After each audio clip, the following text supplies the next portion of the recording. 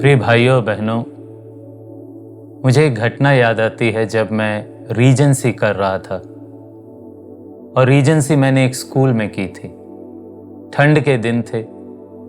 पानी गर्म करने के लिए मेरे पास एक इमर्सर वाला हीटर था, वाटर हीटर। मैंने हीटर लगाया ही था कि करंट चली गई। जल्दीबाजी में कि जितना पानी गर्म हुआ है उसी में नहा लेता हूँ, उस वाटर इमर्सर को उठाकर मैंने खिड़की के पास अपने ही कमरे में रखा, पानी की बकेट ली, जाके नहा लिया। पर उस वाटर हीटर को बंद करना मैं भूल गया। लगभग 2 घंटे बाद बिजली आई। मैं स्कूल में था, 2-3 घंटे स्कूल में रहा। जैसे ही वापस आया, देखा कि वो वाटर इमर्सर जो हीटर था वो इतने अच्छी क्वालिटी का था कि बाहर रहने के बाद भी वो बस्ट नहीं हुआ, लेकिन वो लाल अंगार के समान था और उसके कारण पूरी खिड़की जलकर राख हो गई थी। और जैसे ही मैं वहां पहुंचा, उस खिड़की ने आग पकड़ ली थी।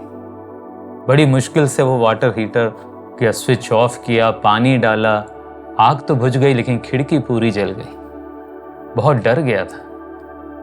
और इसके बाद जो मेरे फादर इंचार्ज थे, फादर रेक्टर, वो गुजर गए हैं, फादर लॉरी फर्नांडिस। मैं उनके पास गया।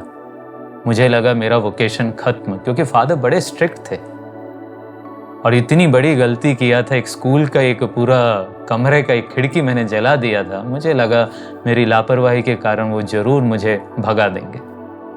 मैंने फादर को सारी बात बताई। फादर ने मुझसे एक प्रश्न किया, तुमको पता है तुम्हारी गलती क्या थी? मैंने बोला, फादर मैं लापरवाह हूँ, मुझ में कोई डिसिप्लिन नहीं है, मैंने बहुत बड़ी गलती की है। फादर ने सिर हिलाया और बोला, नहीं नहीं, बताओ तुम्हारी गलती क्या थी। फिर मुझे लगा कि शायद किसी को बलि को काटने के पहले कितने प्यार से पुचकारते हैं, वैसे ही फादर पुचकार रहे हैं। बोला, फादर मेरी गलती थी शायद कि मैंने वो स्विच ऑफ नहीं किया था। फादर ने कहा, जी हाँ, अगली बार स्विच ऑफ कर देना। जैसे ही फादर ने ये बोला, मेरे आंखों से आंसू आ गए थे। इतनी बड़ी गलती और फादर के द्वारा इतने आसानी से मुझको माफ कर देना।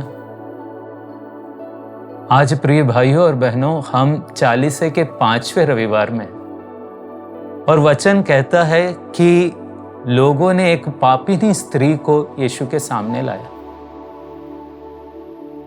और यीशु से बोला, इसको पत्थर से मारना नहीं चाहिए क्या?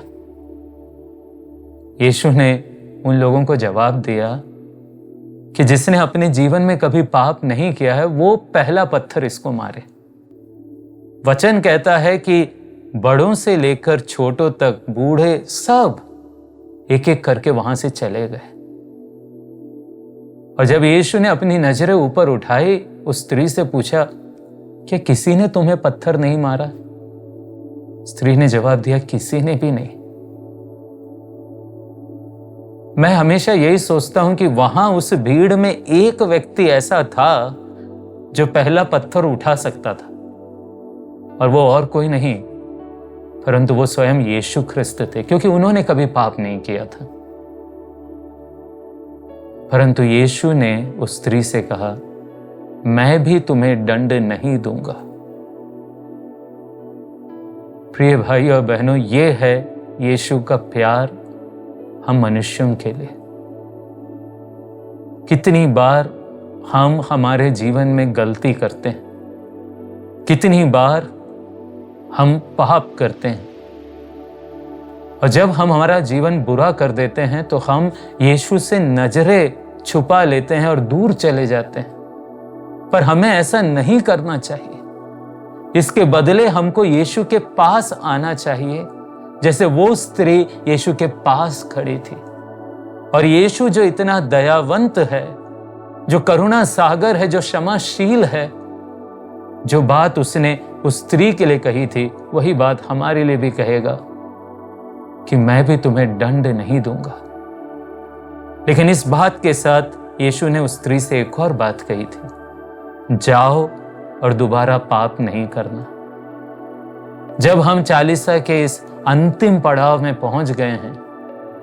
एक अच्छा पाप स्वीकार करने के बाद यीशु भी हमसे यही कहते हैं कि जाओ और दोबारा पाप नहीं करना। आइए प्रिय भाइयों और बहनों, यीशु के इस निमंत्रण को हम स्वीकारें। अपनी बुराइयों में, अपने पापों में हम यीशु से दूर ना भागे, यीशु के करीब आएं, क्योंकि यीशु हमें कभी दंड नहीं देंगे पर प्यार से हमको गले लगाएंगे। उस महान कृपा और उस दया के लिए हम यीशु के पास आ जाएं। आमीन।